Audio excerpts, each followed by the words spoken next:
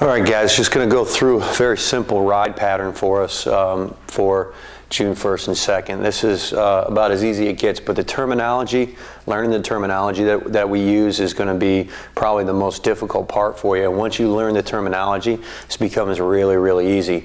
But essentially, we've got 3 units, okay, 3 brackets of ride, okay? We've got our upper bracket, that's our attack, our middle bracket are our mids, and our deep bracket is our defenseman and our goalie. All right, so we've got 3 units that we're coaching in the ride. Now, what we're going to do is we're going to name people different things. So it's not attack, midi, and defense. All right, we're going to give you different names for different jobs.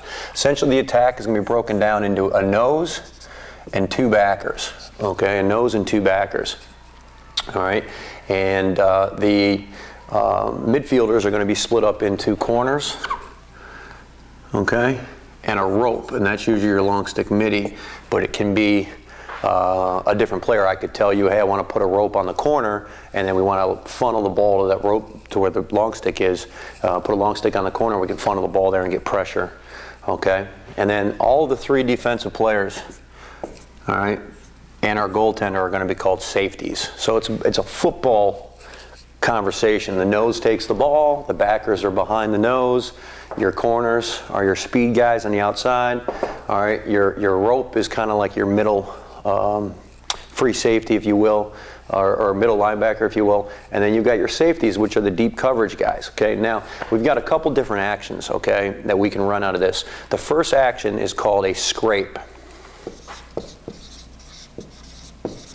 All right, and scrape means side to side. Scrape means you go from playing the ball to playing the ball again. Okay, so it's really a zone term. The 2 things you can do in a zone is basically you can rotate or you can scrape. So if we were to corner scrape, then essentially when the ball were to go from one side of the field to the other side of the field as it came up, we would basically just scrape across the field and roll that corner up and be strong that side of the field. So that's essentially what a scrape would be. In the backers, you guys would be scraping back and forth, okay? And the nose would be disallowing the ball to go through the goalie, making them have to throw long passes. So that would be our scrape, okay? That would be our scrape action. Another action that we can use is what we would call a blitz. All right, our blitz action, all right, is any action where a riding player goes upfield. Okay, so if a rider is going to attack and slide upfield at any time, that's considered a blitz. So backers, you have at any time the ability to go and blitz if you think you can get to the ball. Okay, the rope is a great place to blitz from. That can create a lot of pressure. And to tie everything together here, we can put together a center jump ride, which is just a full blitz where our goalie is going to come out into a 10-man, bump our safety up, and our rope's going to come right up and pressure.